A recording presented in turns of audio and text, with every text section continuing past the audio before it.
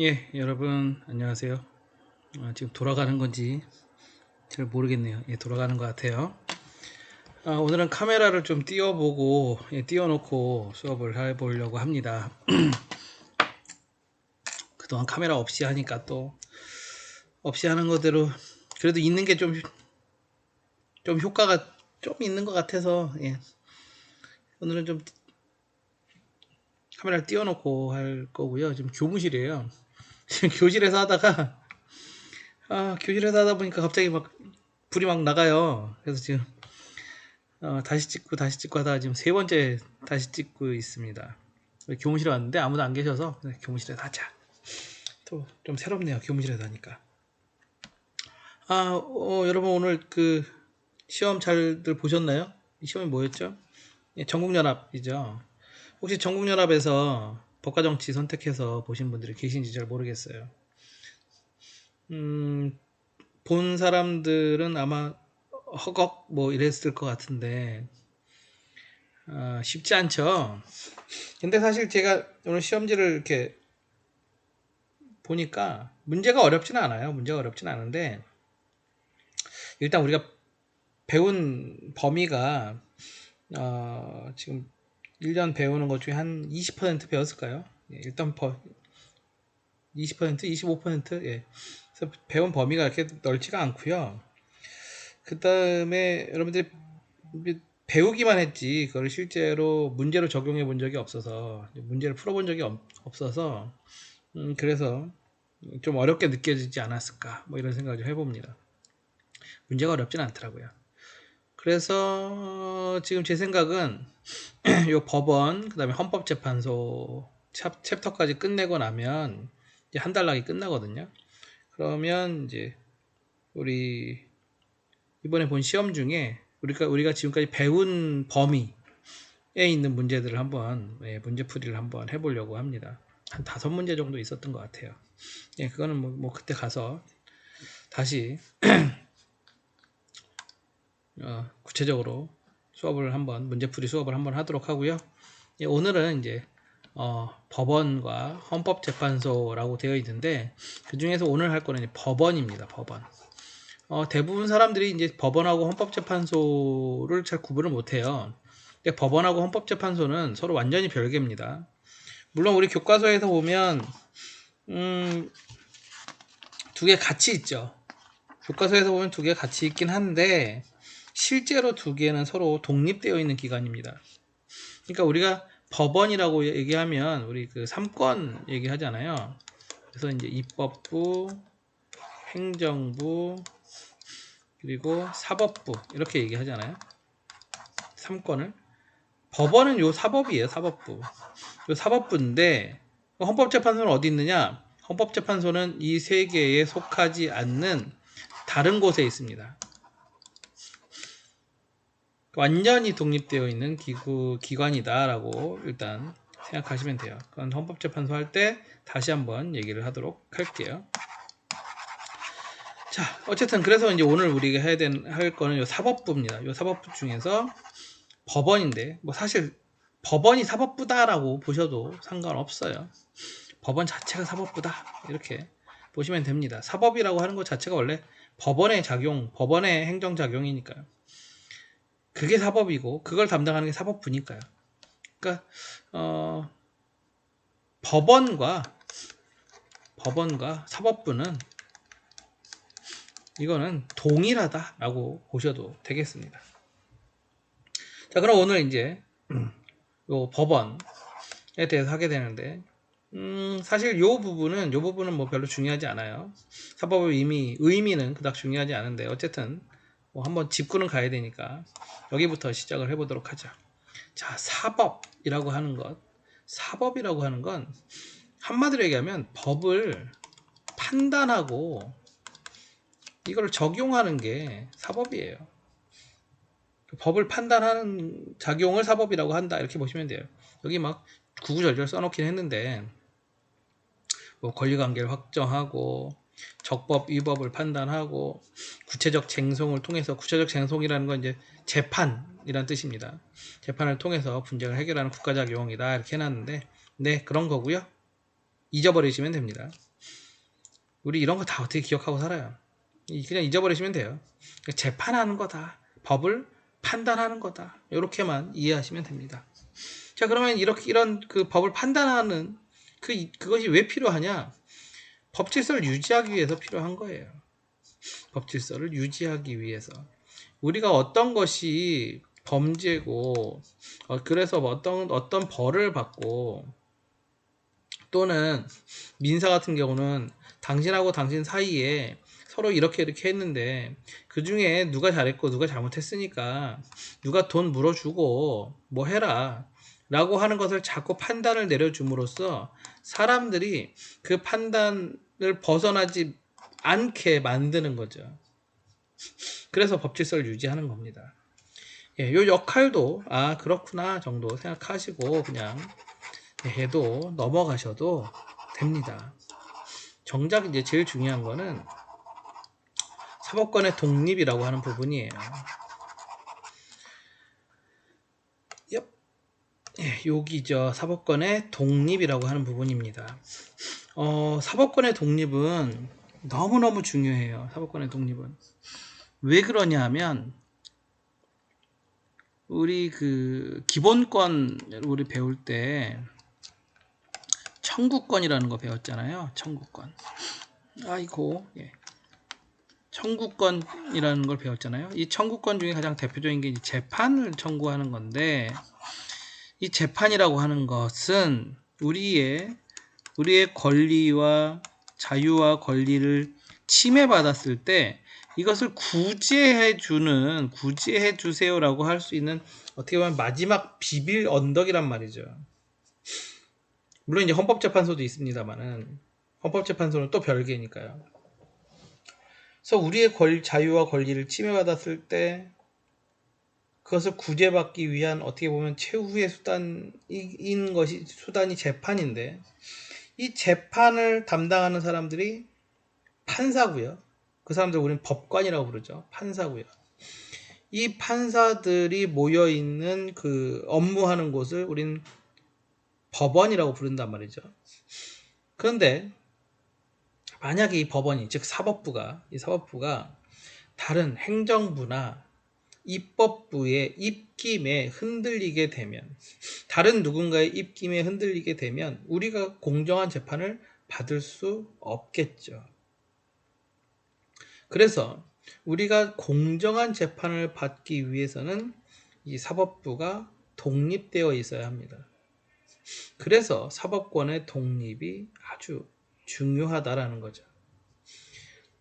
그러면 이 사법권의 독립은 두 가지 형태로 만들어지는데, 자, 사법권의 독립은 공정한 재판이 목적입니다. 두 가지 형태로 만들어지는데, 하나는 법원이 독립되어야 되는 거고, 제가 아까 했던 얘기 그대로예요. 하나는 법관이 독립되어야 해요. 법원이 독립되어야 하고, 그 다음에 법관이 독립되어야 합니다. 자, 법관들이 어쨌든 모여서 일을 하는 그 조직이 법원입니다. 만약에 법원이 다른 조직에게 흔들린다면 그 안에서 일을 하는 법관도 당연히 독립되지 못하겠죠. 당연히 흔들리겠죠. 왜? 이 법관들도 승진해야 되는 사람들이에요. 이 법관들도 이게 직업이에요. 직업이면 내가 판사인데 말단 판사로만 계속 있을 수는 없잖아요. 월급 차이도 나고 권한 차이도 나고 명예도 있잖아요. 그래서 이 사람들도 평판사부터 시작해서 그 다음에 뭐 승진해야 됩니다. 부장판사 올라가고 고등법원 가고 나중에 대법관 돼야 되잖아요. 그러다 보니 법원이라고 하는 조직이 흔들리면 그 밑에서 일하는 사람 법관들도 흔들린다고요. 그래서 첫 번째 법원이 독립되어야 한다는 거죠. 그래서 자, 다른 국가기관의 간섭으로부터 배제돼야 돼요. 그 다음에 법관이 겸직하면 안 되겠죠. 겸직이라는 건 다른 일을 같이 한다는 얘기잖아요. 법관이 다른 일을 같이 하면 생각해보세요. 내가 법을 판단하고 재판하는 사람인데 내가 다른 일을 해요. 그러면 만약에 그게 나랑 이해관계가 엮일 수도 있잖아요. 그러면 내가 과연 독립적으로 할 수 있을까요? 안 되겠죠. 그래서 법관의 겸직이 금지되고, 또 법원의 조직은 이렇게 만든다, 이렇게 한다라고 헌법과 법률로 딱 정해놓고, 그리고 뭐에 법관의 임명에 있어서 다른 국가기관의 간섭으로부터 배제됩니다. 그래서 법관의 이 인사권, 또 법관은 어떻게 임용한다, 이런 것들은 헌법으로 규정되어 있어요. 헌법은 최고법이잖아요. 그만큼 이 독립성이 중요하다는 거죠. 헌법으로 법관의 독립성을 규정할 만큼 이 사법권의 독립성은 그만큼 중요하다. 헌법으로 어떤 특정한 직업에 신분을 보장해주는 케이스는 거의 없어요. 법관 그리고 헌법재판소 정도밖에 없습니다. 그만큼 이들의 독립성이 중요하다는 거죠. 왜? 우리의 권리와 자유를 보장하기 위해서. 자, 일단 그래서 법원이 독립되어야 된다. 그 다음은 이제 법관 한 명 한 명이 독립되어야 한다. 그래서 아무나 법관이 될 수 없고요. 또 법관의 임용은 대법원장이 회의를 통해서 그 다른 그 판사 뭐라 그러죠? 예, 대법관들의 동의를 얻어서 법관을 임용합니다. 물론 사법고시 봐야죠. 사법고시 지금 사법고시 없어졌죠. 예, 지금 로스쿨 나와서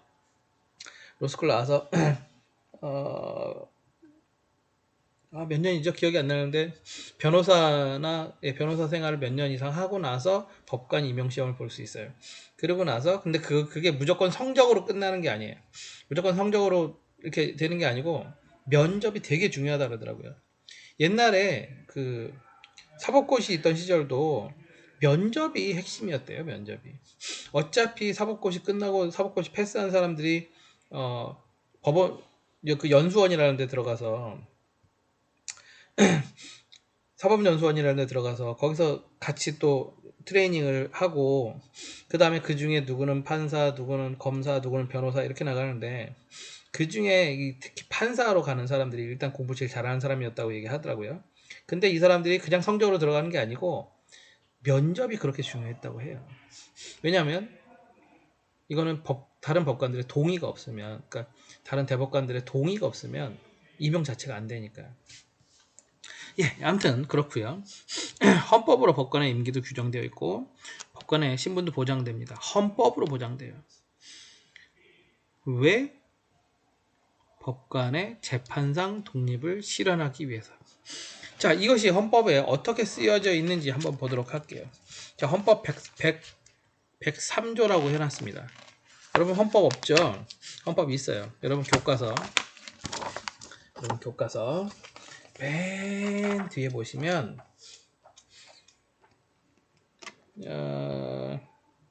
214쪽 맨 밑에 보시면 제5장 법원이라고 되어 있죠.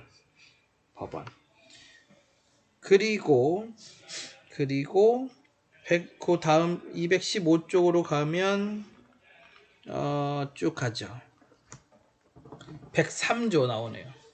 법관은 헌법과 법률에 의하여 그 양심에 따라 독립하여 심판한다.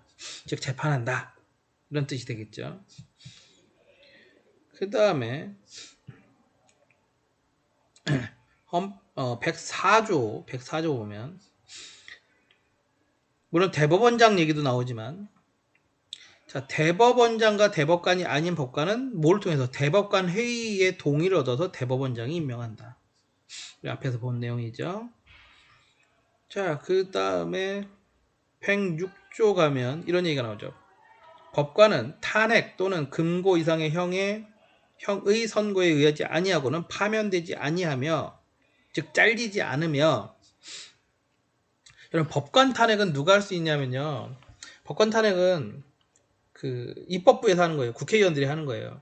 근데 제가 알기로 우리나라 국회에서 법관 탄핵한 역사는 없어요. 법관 탄핵한 역사는 없어요. 그러니까 안 잘린다는 얘기죠. 그 다음에 탄핵 또는 금고 이상의 형의 선고에 의하지 아니하고는, 금고 이상의 형은요, 이건 중범죄예요. 엄청 큰 잘못했다고 보시면 돼요. 그냥 잘못이 아니라 범죄자예요. 금고 이상은 범죄자예요. 그러니까 네가 범죄자가 아니면, 그것도 금고급 가려면 꽤 큰 사건이에요. 금고 이상 가지 않으면, 그러니까 네가 범죄자가 아니면, 범죄를 저지르지 않으면 너는 그 자리 계속 유지할 수 있어, 이런 뜻이죠. 자, 법관의 정년 법률을 정하고요. 제가 알기로는 6년에 한 번씩 재임용 심사라는 걸 봐요. 6년에 한 번씩 심사라는 걸 보는데 여기서 잘리는 사람 거의 없어요. 물론 좀 있긴 있다 그러더라고요. 있긴 있다고 하는데 뭐 거의 없어요. 그러니까 너는 너의 신분이 이렇게 보장되니까 이쪽 저쪽 딴 데 신경 쓰지 말고 정말 독립돼서 열심히 재판해, 이런 거죠. 열심히 재판해. 그럼 어떻게 열심히 재판하냐? 자, 요 가로가 있죠. 그럼 어떻게 열심히 재판해? 자, 법관은 헌법과 법률에 의하여, 아까 우리 103조예요. 뭐라고 써 있죠? 그 양심에 따라 어떻게 한다? 독립하여 심판한다. 예, 이렇게 보시면 되겠습니다. 왜 이렇게 사법권의 독립이 중요하다? 사법권이 독립되어야만 우리의 권리와 자유를 보장받을 수 있는 최후의 수단이 안전하다. 이렇게 보시면 되겠습니다. 자, 법원의 이제 조직으로 가보도록 하죠.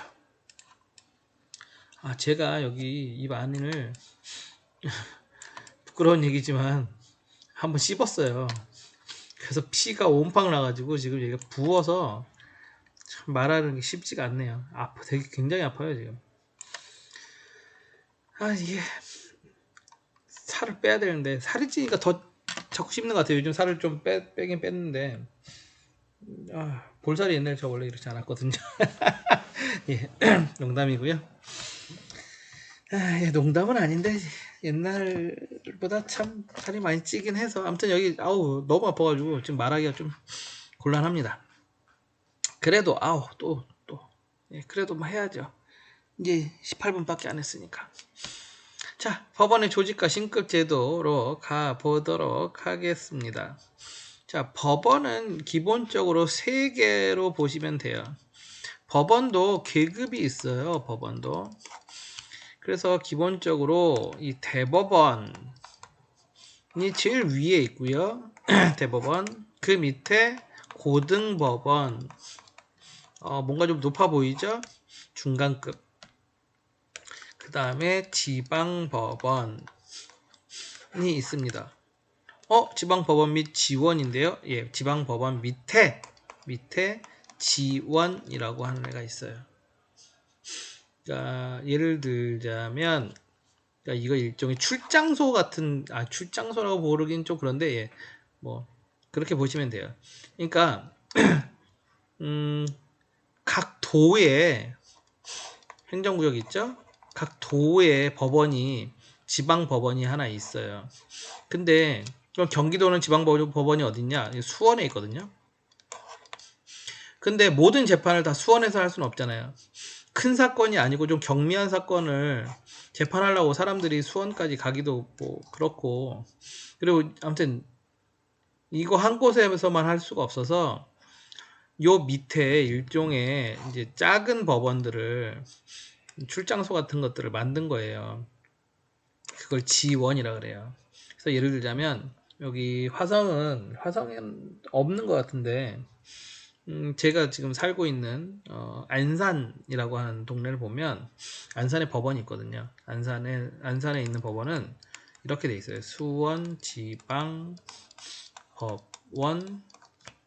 안산지원 이런 식으로 되어 있는 거죠. 그러니까 수원지방법원에 속해 있는 안산에 있는 그 법원이다. 이런 식으로 이해하시면 됩니다. 그래서 이제 지방법원 및 지원 이렇게 되어 있는 거고요. 이게 이제 기본이에요. 이게 이렇게 세 개의 급으로 이렇게 세 개의 급으로 되어 있는 게 있는 거고요. 이게 이제 일반 법원의 조직이고요. 그거 외에 이제 좀 특별한 법원들이 있습니다. 그게 여기 아이고 여러분들은 안 보이죠? 예. 여기 있는 이제 가정법원, 그다음에 행정법원, 그다음에 뭐 있죠? 특허법원, 그리고 군사법원 이렇게 이제 특별법원이 있는 거죠.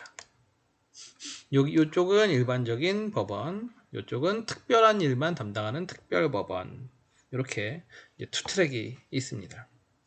투 트랙이 있다. 아 군사법원 하니까 또 생각나네요.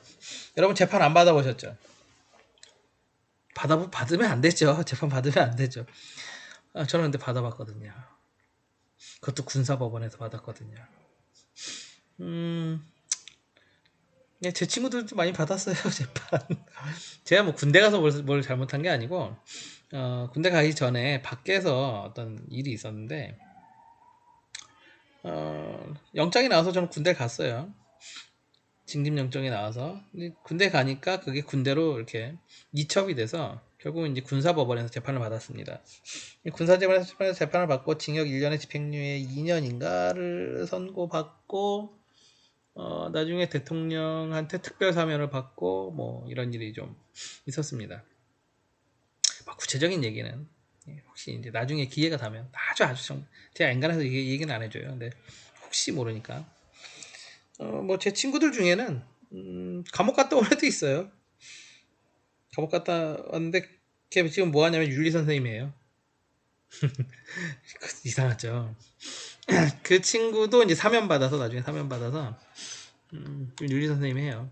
저희 시대에는 좀 그런 게 좀 있었어요. 아무튼 그렇다고 뭐 누구를 뭘 훔치거나 뭐 죽이거나 상해를 입히거나 뭐 이런 거 아니고요. 그런 거로 재판받은 건 아닙니다. 오해하지 마세요. 전 그런 나쁜 짓 할 줄 모르는 사람이니까. 자, 아무튼 이렇게 조직되어 있다. 네, 이거를 다 특히 요쪽은 뭐 크게 기억할 필요는 없습니다. 그냥 한 번만 살펴볼게요. 자, 가정법원은 일단 급은 지방법원급이고요. 얘네는 이제 가사사건하고 소년보호사건을 심판하는 쪽이에요. 그러니까 가사사건이라는 게 이혼소송 이런 거 얘기하는 거예요. 이혼소송 이런 거 하고, 그 다음에 소년보호사건이 뭡니까? 이제 소년법이라고 있죠. 소년법이라고 있어서 아직 어린애들이 범죄를 저지르면 성인하고 똑같이 취급하지 않습니다. 이제 그걸 이제 소년사건이라 그래요. 이런 사건들만 전문적으로 심판하는 게 이제 가정법원이고요. 행정법원은 말 그대로 행정사건만 전담하는 애들, 역시 지방법원급이고요. 특허법원은 당연히 특허 관련 재판만 하겠죠. 특허 관련해서 분쟁이 발생하면 이 특허가 내 거야, 네 거야, 뭐 이럴 수 있거든요. 내가 먼저 발명해서 뭐 이런 경우들이 있거든요. 그럴 때 이제 재판하는 것이 특허법원이고요. 군사법원은 군인 또는 군무원은 군대에 소속되어 있는 공무원입니다. 공무원들 중에 군대에 소속된 공무원들이 있어요. 그걸 군무원이라고 얘기합니다. 이 사람들에 관련되어 있는 것만 하는 것이 이제 군사재판이고요. 일반인들은 군사재판 받을 일이 없어요. 군인 신분에서만 받는 거예요. 자, 근데 뭐 아까 얘기한 것처럼 여기는 약간 다른 트랙이니까 뭐 크게 중요하지 않고요. 정말 중요한 애는 누구? 이제 요게 중요한 거죠. 요게 얘가 중요한 거죠. 자, 봅시다. 대법원 제일 위에 있는 애입니다. 대법원은 법원 중에 제일 위에 있는 애, 제일 계급이 높은 법원이에요. 자, 위헌, 위법, 명령. 명령 많이 들어봤는데 명령 어디서 들어봤죠? 전 시간에 대통령령,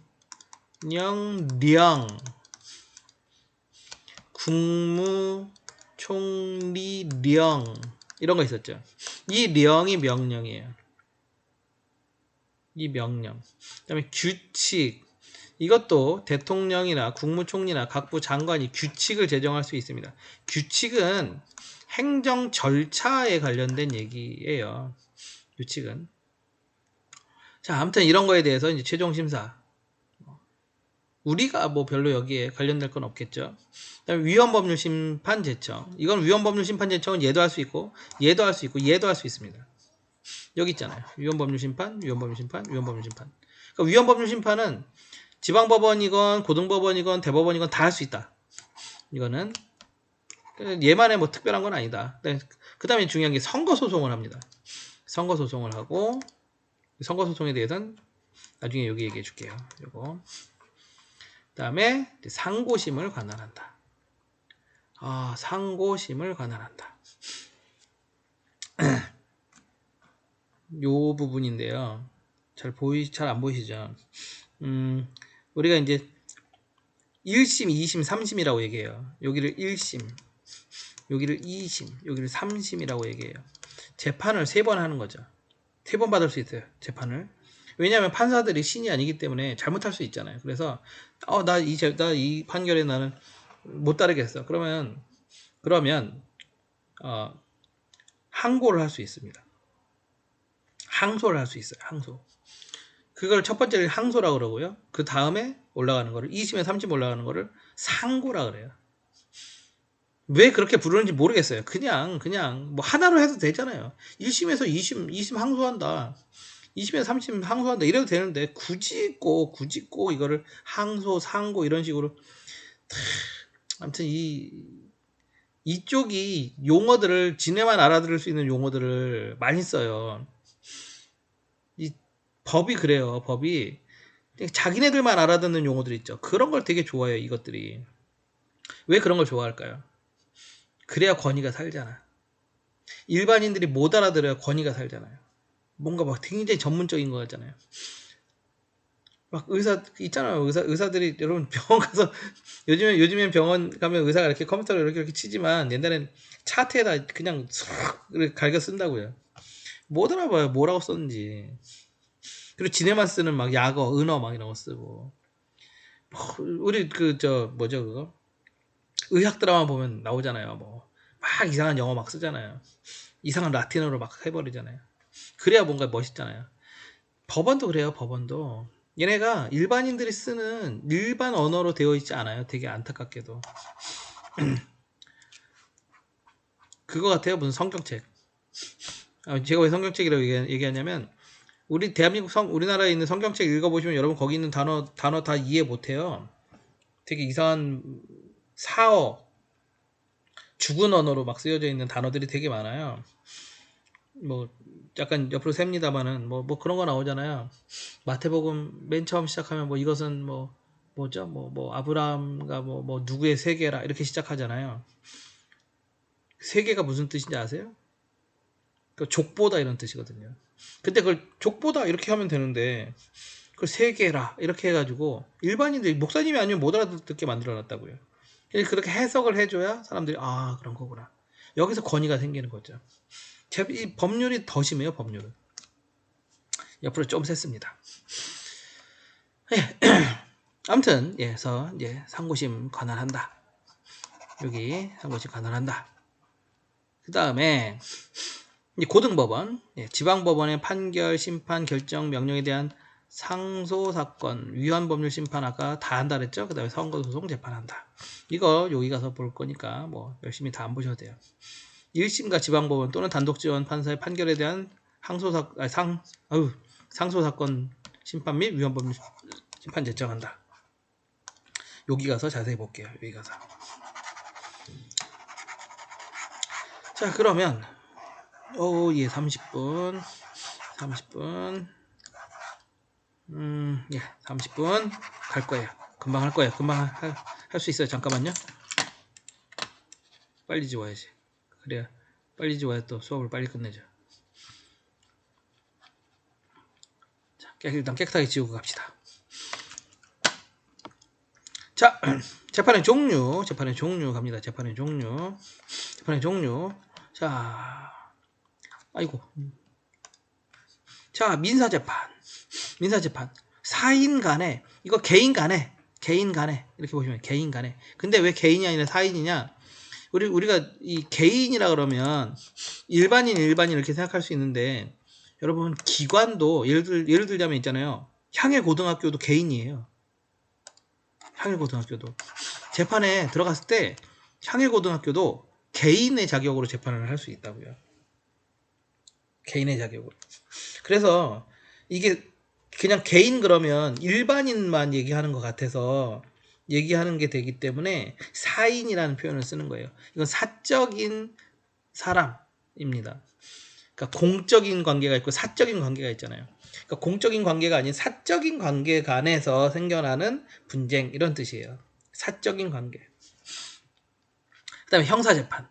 자, 형사재판은 범죄에 관련된 겁니다. 범죄에 관련된 거 형사재판. 그다음에 행정재판은 아까 얘기한 것처럼 행정에 관련된 것들. 선거재판. 이게 또 중요하겠죠. 선거 누가 당선됐냐? 너 당선 무효 이런 거 있어요. 당선 무효. 너 선거 치르는데 불법 선거했어. 그러면 너 당선 무효. 뭐 이런 걸 하는 게 선거재판입니다. 그 다음에 이제 가사재판은 말 그대로 가정에 관련된 거죠. 이혼, 자녀 양육, 재산 분할, 뭐 가족이나 친족 간의 다툼 이런 것들. 특허재판, 특허권이나 상표권. 우리 앞에 여기서 쭉 봤던 내용들이고요. 이제 심급제도로 갈게요. 얘를 잘 보셔야 돼요. 심급제도를 잘 보셔야 합니다.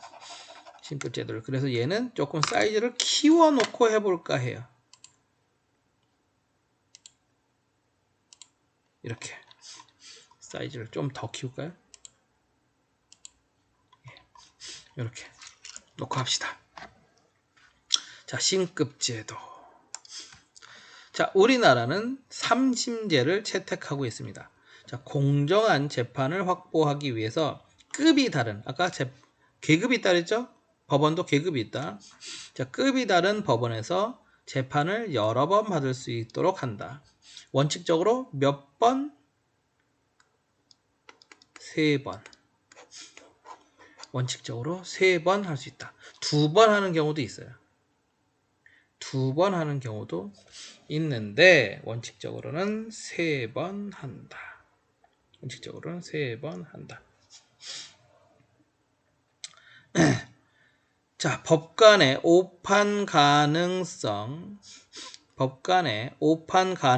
인정하여 법관이 아까 제가 얘기한 것처럼 법관이 신이 아니기 때문에 오판할 수 있습니다. 해서 하급법원의 판결에 불복해서 상급법원에 다시 재판해 주십시오라고 할 수 있는데 우린 그것 전체를 상소라고 불러요. 그럼 왜 이렇게 용어를 나눠놨는지 이 전체를 요 항소 있죠? 항소, 항고, 상고, 재고를 다 합쳐서 상소라고 부른다. 상소라고 부른다. 예, 상소라고 부른다. 그리고 1심에서 자 여기가 1심이라 옆에 있네요. 자, 1심, 2심, 3심인데 1심 재판부에서 2심 재판부로 가는 것을 항소라고 부른다. 항소라고 부른다. 판결에 대해서는 항소라고 부르고 결정이나 명령에 대해서는 항고라고 부른다. 그 다음에 여기 가면 재항고, 결정이나 명령에 대해서 2심에서 3심 올라가는 건 재항고, 판결에 대해서 2심에서 3심 올라가는 거는 상고라고 부른다. 항소, 상고 요거는 조금 기억해 두셔야 돼요. 이게 요즘에는 잘 시험에 잘 다뤄지지는 않는데 그럼에도 불구하고 수능 때는 가끔가다 이 옛날식 이런 게 또 튀어나올 때가 있어서 어쨌든 기억해 두셔야 돼요. 이걸 항소라고 부르고 이걸 상고라고 부른다. 1심에서 2심 가는 거를 항소, 2심에서 3심 가는 걸 상고, 이걸 다 합치면 상소라고 부른다. 에이, 굳이 왜 이런 것까지 이렇게, 아무튼 저는 이런 거 되게 싫어하거든요. 용어를 이렇게 막 괜히 어렵게 만들어가지고 헷갈리기만 하고, 그렇죠? 자, 요걸 잘 기억합시다. 원칙적으로 우리는 3심제를 채택하고 있고, 이런 것을 우리는 심급 제도라고 부른다. 자, 제가 여기에 뭐 어떻게 놨죠? 판결은 항소 상고, 결정은 항고 제항고.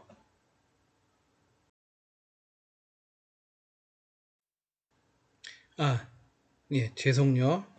교무실에 누가 찾아와가지고 교무실에 딴 선생님이 문을 똑똑거려가지고.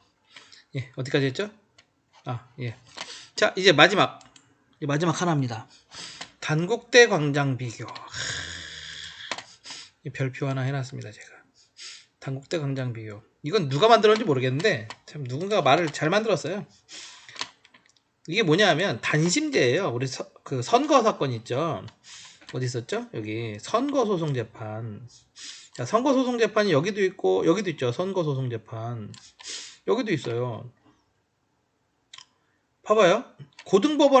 만약에 고등법원에서 한 선거재판은 2심으로 가요. 여기서 했는데 판결이 마음에 안 들어. 그러면 대법원으로 갈 수 있죠. 2심으로 할 수 있어요. 그런데 대법원에서 바로 재판을 하는 선거재판은 단심제. 단심. 한 번밖에 못 한다고요. 한 번밖에. 그럼 왜 한 번밖에 안 할까요? 급하니까. 급하고 이 선거재판이라는 게 이 사람이 당선이 된 거냐 아니냐를 빨리 결정해 줘야 되는 선거들이 있잖아요. 그리고 이 사람들은 선거하면 임기라는 게 있는데 이 재판이라는 게 1심 하는데 짧으면 몇 달, 길면 뭐 몇 년, 2심 하는데 또 몇 년, 3심 하는 그럼 임기 다 채우고 끝난다고요. 그래서 선거재판은 좀 급해요. 선거재판은 급해요. 빨리 해줘야 되고 또 좀 한 방에 팍 이렇게 결론을 내줘야 되는 경우들이 있어요. 그래서 선거재판은 2심제 아니면 단심제를 사용하는데 이 중에서 단심제를 하는 애들만 잘 외워두시면 됩니다. 얘네를 제외한 나머지 선거재판은 다 2심제니까요. 자, 그러면 단국대 광장 비교. 자, 단국대 광장 비교. 뭐예요? 단심제는 누굴 하느냐? 자, 누굴까요? 회의원 선거. 대통령 선거. 광역자치단체장. 광역자치단체 비례대표위원. 비례대표위원. 광역자치단체에는 비례대표위원이 있어요. 비례대표위원. 그 다음에 뭐 있죠? 교육감. 이 사람들은 뭐다? 단심제다. 다시 자, 단국대 광장 비교. 단심제로 하는 선거재판은 국회의원, 대통령, 광역자치단체장, 비례대표의원, 교육감입니다. 이 비례대표위원은 광역자치단체 비례대표위원이에요. 자, 단국대 광장 비교. 이렇게 외우시면 되겠습니다. 단심제. 이것도 이렇게 외우시면 돼요. 판결은 항소상고, 결정은 항고제항고. 다시 판결은 항소상고, 결정은 항고제항고. 그 다음에 뭐다? 선거재판은 단국대 광장 비교. 이렇게 외우시면 되겠습니다. 굳이 저는 이거를 굳이 열심히 여러분 다 외울 이유 없어요. 이거. 언제만 외우면 돼요. 시험 보기 전에만 외우고 까먹으세요. 예. 그래도 돼요. 이 부분 그래도 돼요. 그냥 시험 보기 전에만 외우시고 잠깐 외우시고 그냥 까먹으시면 됩니다. 시험 보기 전에만.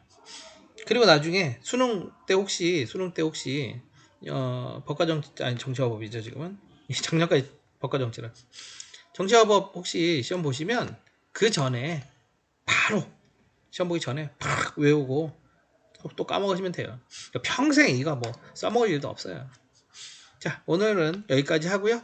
다음 시간에 우리 사법부는 아니나 사법부처럼 취급되는 사법부 아닌 너 예, 헌법재판소 가보도록 하겠습니다. 그러면 여기서 마무리하도록 하죠. 인사하도록 하겠습니다.